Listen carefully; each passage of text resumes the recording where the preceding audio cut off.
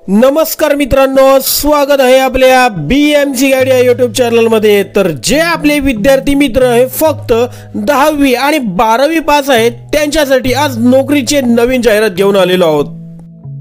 तर ठाणे महानगरपालिकेच्या ऑफिशियल साइटवर छत्रपती शिवाजी महाराज रुग्णालय व राजीव गांधी वैद्यकीय महाविद्यालयाच्या आस्थापनेवर 10वी आणि 12वीच्या बेसवर वॉर्ड बॉय, ड्रेसर, आया, अटेंडंट, नावी आणि शस्त्रक्रियागार सहाय्यक या संवर्गाची एकूण 63 पदे कंत्राटी तत्वावर भरण्याकरता जाहिरात प्रसिद्ध करण्यात आलेली आहे।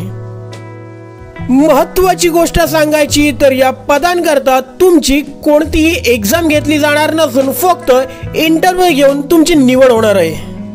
इच्छुक व अर्हताधारक उमेदवारांनी सकाळी 11 ते दुपारी 2 वाजेपर्यंत सांगितलेल्या दिवशी कै अरविंद कृष्णाजी पेंडसे सभागृह, स्थायी समिती सभागृह, 3रा मजला, प्रशासकीय भवन, सरसेनानी जनरल अरुणकुमार वैद्य मार्ग, चंदनवाडी, 5 पाखाडी, ठाणे येथे इंटरव्ह्यू करता उपस्थित राहायचे आहे।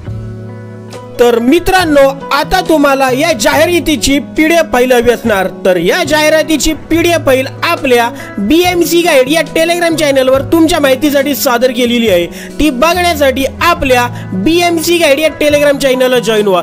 टेलिग्राम चॅनलची लिंक तुमच्या माहितीसाठी खाली डिस्क्रिप्शन मध्ये दिलेली आहे।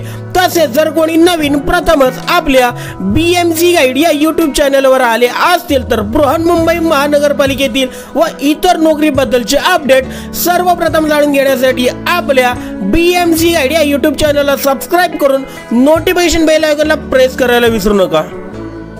तर येऊ आजच्या भरतीच्या जाहिरातीकडे। तर सुरुवातीला 10वी पास वरची पदे भरली जाणार आहेत त्याची माहिती आपण बघू। तर नावी, ड्रेसर, वॉर्ड बॉय, दवाखाना आया, पोस्टमार्टम अटेंडंट आणि मॉर्चरी अटेंडंट या संवर्गाची एकूण 48 पदे भरली जाणार आहेत।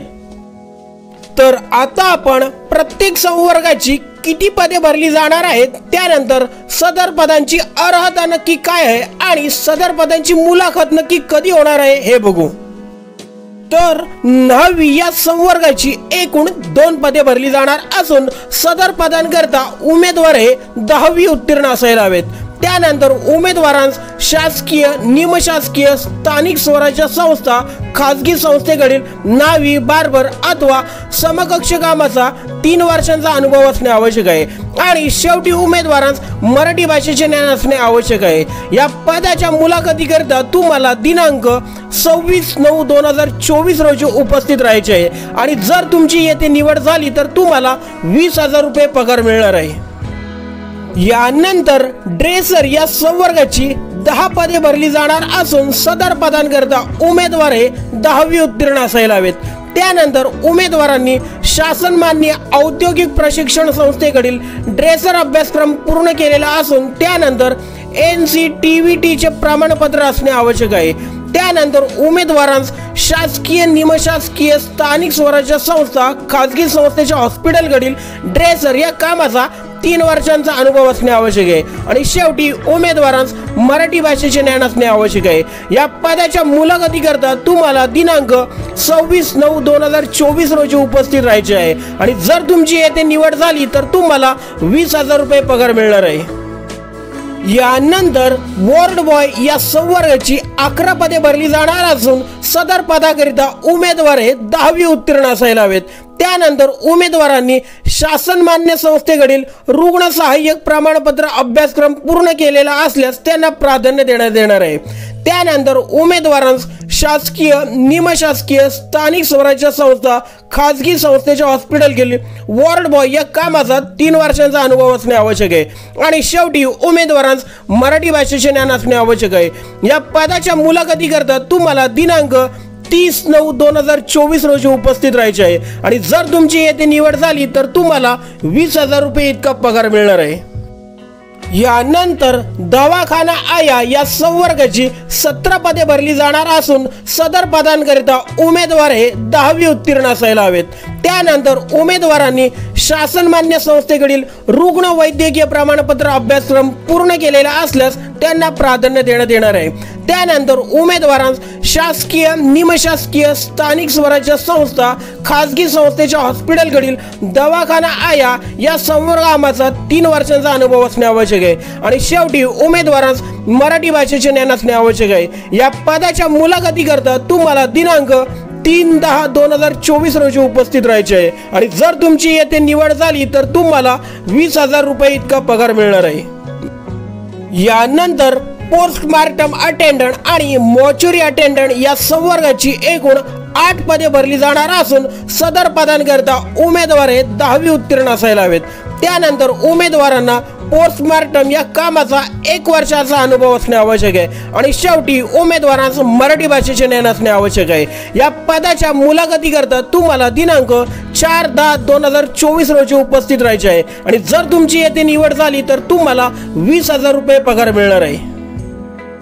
यानंतर 12वीच्या बेसवर जे पद भरले जाणार आहेत ते म्हणजे शस्त्रक्रियागार सहाय्यक। तर या संवर्गाची एकूण 15 पदे भरली जाणार असून याकरता उमेदवार 12वी सायन्स मध्ये जीवशास्त्र या विषयाचा उत्तीर्ण असायला हवेत। त्यानंतर उमेदवारांकडे शासन मान्यताप्राप्त संस्थेकडील ओटी टेक्नॉलॉजी मधील पदविका असणे आवश्यक आहे।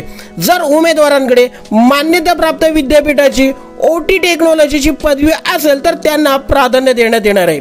त्यानंतर उमेदवारांस शासकीय, निमशासकीय, स्थानिक स्वराज्य संस्था, खासगी संस्थेच्या हॉस्पिटलकडील शस्त्रक्रियागार सहाय्यक अथवा समकक्ष कामाचा 3 वर्षांचा अनुभव असणे त्यांना आवश्यक आहे। आणि शेवटी उमेदवारांस मराठी भाषेचे ज्ञान असणे आवश्यक आहे। या पदाच्या मुलाखतीकरता तुम्हाला दिनांक 26/9/2024 रोजी उपस्थित राहायचे आहे। आणि जर तुमची येथे निवड झाली तर तुम्हाला 20,000 रुपये पगार मिळणार आहे। यानंतर सदर पदांकरिताची उमेदवारांची वयोमर्यादा ही खुला प्रवर्गाकरता 38 वर्षांपेक्षा जास्त नसावे व मागासवर्गीयांकरिता 43 वर्षांपेक्षा जास्त नसावे। उमेदवारांनी सर्व कागदपत्रे, प्रमाणपत्र मुलाखतीच्या वेळी 2 प्रतींमध्ये स्वयं साक्षांकित करून सादर करणे गरजेचे आहे।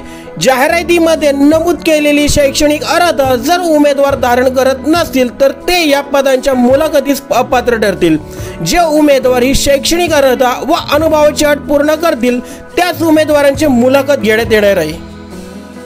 तर मित्रांनो, हा व्हिडिओ तुम्हाला आवडला असल्यास व्हिडिओला लाईक करून व्हिडिओ आपल्या मित्र परिवारांमध्ये नक्की शेअर करा, जेणेकरून सर्वांना या महत्त्वपूर्ण व्हिडिओची माहिती मिळेल। आणि कोणी नवीन प्रथमच आपल्या BMC गाईड या यूट्यूब चॅनलवर आले असतील तर बृहन्मुंबई महानगरपालिकेतील व इतर नोकरीबद्दलचे अपडेट सर्वप्रथम जाणून घेण्यासाठी आपल्या BMC गाईड या यूट्यूब चॅनलला सबस्क्राईब करून नोटिफिकेशन बेल आयकॉनला प्रेस करायला विसरू नका। धन्यवाद।